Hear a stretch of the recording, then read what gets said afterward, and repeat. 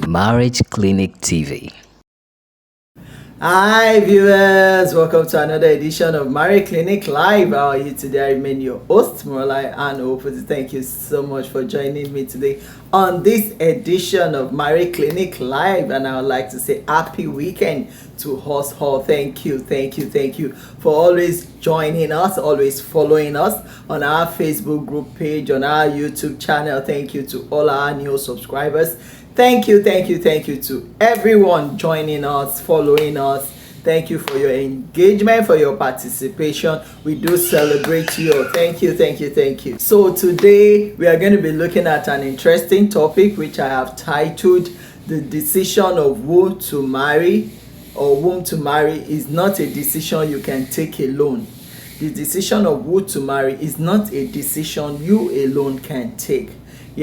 I know that some people believe that, the person I'm going to marry, it's my choice. It's solely my choice. After all, I'm the one that will be living with the person. It's my life. It's about me. It's who I want. It's who I like. It's who I want to journey with and all of that. So the truth is that you also have a say in that choice, of who you want to journey with for the rest of your life, of who you want to get married to. But I want you to know that it's not a decision you alone can make. Now, when you find someone that you feel like, oh, this person fits into the features or fits into the qualities of a wife or of a husband that I want, when you find that person, you can't just conclude and say, oh, this person, is the one I'm going to get married to. The first thing you need to do, because it's not solely your decision, the first thing you need to do is to involve God. God has to be involved. You need to consult God. You need to run your choice by God and ask God, Father, this person, this choice I have made, is this person your plan and your purpose for my life? I tell you, because God is the one who created you, He knows you, He is your manufacturer. He has the manufacturer manual of your life in His hands, and He has the manufacturer manual of that person you intend to marry in His hands as well. So He knows their hand even from the beginning, and He knows your kind of person. He knows your nature. He knows your temperament. He knows your makeup, everything about you. He knows it in and out. So He knows who fits or matches your kind of person, your kind of trait, your kind of character, your calling, your destiny, your mission, your assignment on earth, the talent He has deposited in you. He knows who will help you to amplify it. And that is why I said it's not a decision you alone can take. Why? Because you have, quite a number of people you need to run it by. Number one is God. You have to go to God. Run your choice by God. Father, look at this person. This is the person that is coming to mind. Is this your will? Are you the one bringing this person my way? Ask God, seek God. And in seeking God, it's not like, oh, just looking for confirmation. You have to be sure. You must ask for layers and layers of confirmation. You should not walk by just one confirmation or two confirmation alone. You yourself, continue to look for layers of confirmation. Even when you think that you have gotten a confirmation, still continue to seek God, press into God to ask, for another layer of confirmation, and observe, look out for those layers of confirmation here and there in maybe your daily interaction with the person, or even by the time you discuss it with other members of the family, or your spiritual leaders. There will be confirmation here and there. But when you are not getting layers of confirmation, I tell you, you want to hold on and be sure that this is God, because at times it's like, oh, this is God's choice, but it may not be. Now, another person you need to run your choice by after God is to take it to your parent. Your parent are your biological parents. Some parents are also like spiritual father and mother to us, especially when you have prayerful mothers or a prayerful father, or people who are spiritually inclined as parents. Then you want to take your choice to them to say, oh, mommy, this is what this is what is happening, this is what is going on. You want to run your choice by your parent, and running it by your parent is not like you want to force the person down their throat, but you want to give them an opportunity or a chance to also have a say in this choice you are about to make. Let them also go pray about it. Let them also observe the person. Let them observe the person. There was a situation whereby two people were courting. She introduced this guy to her parent, and the parent said, okay, we'll keep praying along.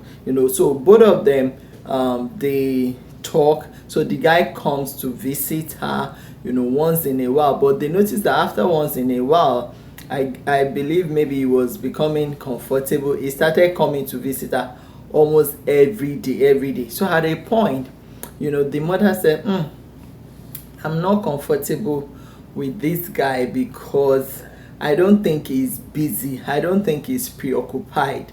I don't think he has a job. I don't think he's working. I don't think he has something he does with his time. And when she asked why, the mother said, because he keeps coming here to sit down here to talk and gist with you all the time, that I feel that he doesn't have something he's doing. And she tried to cover, oh, he has something he's doing, blah blah blah. But at the end of the day, they realized that truly he doesn't have anything he's doing. He doesn't have a job, nothing. He was just tagging along somewhere, lying to them that he works there, so many things like that. So if you give your parents a chance, they can see what you cannot see. There's an adage in Yoruba that says that what a child cannot see standing up, that an elder will see it sitting down. So which means that you should allow elders, your parents, elderly people around you that can help, that can guide. And when I say elderly people around you, you shouldn't look for elderly people that will be rubber stamp, like our rubber stamp senators. You want to look for elderly people that are well experienced in marriage, that are well versed, that are observant, that have intuition, that have discernment, that are wise, and not the rubber stamp type that whatever you bring to them goes, whatever you say to them is fine. They won't question your choices, they won't question your decision, they won't ask you critical questions. So you don't want to go to those kind of people. And that takes us to the father. Aside from running it by God, running it by your parent, you need to run it by your spiritual leaders, especially those that you are feeding from, your spiritual leader, those that are like shepherd to you, that are praying for you, that are watching over you, that want to see you do well in life, not just the one that are out there to just collect from you, make money, collect from you. I'm not talking about those ones. I'm talking about those ones that really have your interest at heart. Take your choice to them. Ask them to pray along. Ask them for their, for also their feedback. Let them, also help you observe this person. And I tell you, by the time you involve this category of people, and maybe your siblings, because they know you all grew up together, carry them along, involve them as well. Although you also need to know the kind of siblings you have. If you are the type that you come from a family where siblings rivalry is very high, then you may just want to just let them know, but not like consulting them, because I tell you, not everyone will be happy that you are about to settle down or you found God's choice for your life. So but try and run it through your parents, your spiritual parents as well, your spiritual leaders or spiritual authority over you, family members who are quite vast and experienced and married. Don't forget, God, first of all, you have to run it by Him, and you have to check your own spirit man as well. You have to check what God is telling you, your intuition, your intuition, your intuition, your intuition cannot, fail or deceive you. If you are the type that you are discerning, you can listen to your heart. It will always, something will let you know, you know that this is it or this is not it. And even in the course of communicating with the person, in the course of relating with the person, when he or she comes around, you observe their ways, you observe how they talk, how they do things, their temperament, their emotion, their feelings, their fears. When you observe all these things, you will know whether this is the kind of a person you want to journey with for the rest of your life or not. You have to be very observant. So like I said, it's not a decision you can take alone. It's not a decision you can take alone. Yes, you will be the one to live with that person, but you have to run that decision and that choice, by those whom God has put around your life. And I tell you, when you do this and you listen carefully to their feedback or whatever they have to say, it will help you a lot. When they are trying to caution you, try to take a step back. Try to listen. Don't say, oh no, I'm getting old. This one, that one, all my mates are married. I'm just going to marry this one. I'm just going, because the consequences, are usually grave. It's not something you want. The consequences of marrying the wrong person is not something you want to experience in your life. So it's always better, to be careful. It's always better to do things right. And like I always say, please, when you meet someone, it is not the time to put sex ahead of findings, of doing your background check, because some people put sex ahead, and the truth is that when you start to put sex ahead, there is no way your mind will work objectively anymore. When you meet someone, you started sleeping with them, from the word go, or from the word, oh, what is your name, or from the word, oh, can we date, or anything like that, you started to sleep with them. I tell you, your memory is already polluted. Your mind is already compromised. You cannot think objectively. That is the honest. No matter how strong you think you are, you cannot be objective anymore in your reasoning, in your findings. Everything about your reasoning, for that person will be tainted by the pleasures you are getting from that sex, and it will not let you see the real things that you're supposed to see about them, the real issues, the real things you should know about them. You won't get to know it. So please, sex is not a thing you put ahead. When you're seeking out who to marry, or you are trying to find a partner, it's not what you put ahead. As a matter of fact, sex is something you keep until marriage. That is how God ordained it, because sex is created for marriage. So please and please, our young people, do understand that this decision is not a decision you can make alone. You have to run it by all this category of people that I've spoken about. And don't forget, God has the final say. Whatever it is all these people say, what is God saying? And God is not an author of confusion. By the mouth of two or three, a truth shall be established. If God is saying, hey, He's going to put it, in the heart of you, maybe your spiritual leaders, your parents, to also come to confirm that, hey, He will not throw you into confusion. But once there is confusion, you want to pause. You want to suspend everything, suspend your decision, suspend even relating with the person. Just put everything on hold and go back to God. Go back to the drawing board and be sure of your choice. But if you want to just live carelessly through life, gambling with everyone coming your way and say, oh, let me just go out with this person, let's try it out, let's feel it up, you will be hurting yourself that way, and you will not get the best of God for your life that way. So I think I've said enough. I've said a lot.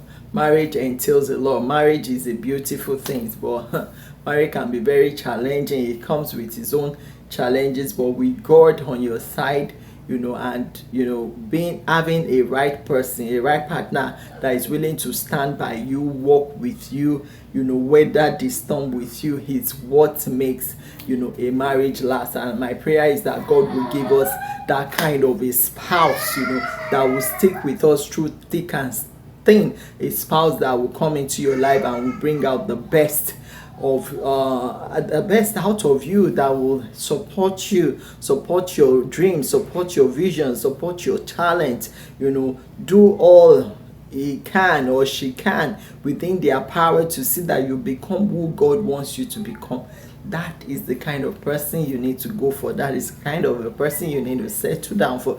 Don't look out for the material things. Hey, I tell you, those material things, they can, at the end of the day, it's still vanity upon vanity. Because see, for those of us who have lived on this earth maybe for 40 years, 30 years, 50 years, when you try to interview such persons, they will tell you that, oh, when we were younger, we were hoping that someday we'll gain admission into university, and now we gain the admission into the university, we were like, so is this how university life is? You read without light, we read with candles, in reading in the bush in those days and all of that. And you are looking forward to, when I'll graduate. And the day came that you graduated, you now realize that so this thing I was chasing after, it didn't really satiate my task in life anyway. So after graduation, you are like, oh, I can't wait till I start working, I can't wait till NYSC, can't wait till I start working. NYSC come, you've done it and finished it, completed it. You see that still there is a task, you are yearning for something else to satiate that task. What comes yet after getting that good job you want, like some of us working in the best of places and all of that, there is an hunger. You are still like, this task is still not satiated. Oh, we can't wait till we get married.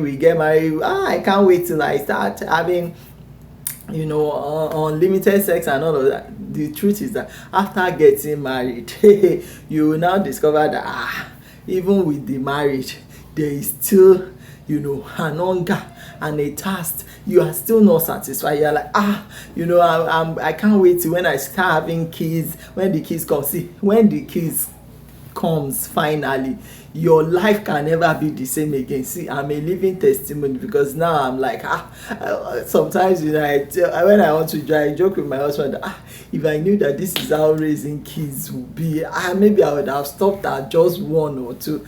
He will laugh and he will be like, when you are enjoying this stuff, you won't think about it. It is when the work starts that many of us start thinking about it, and that's how it is. People just start having children.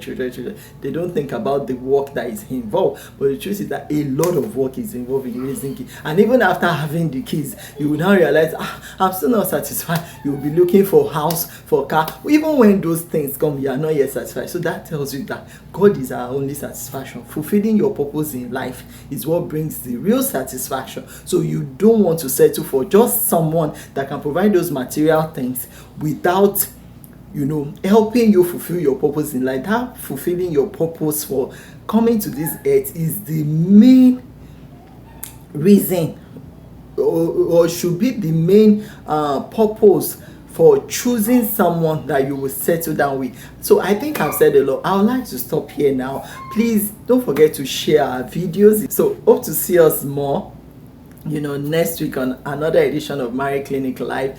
Till I come your way again, I remain your host, Morala Hano. Until then, I say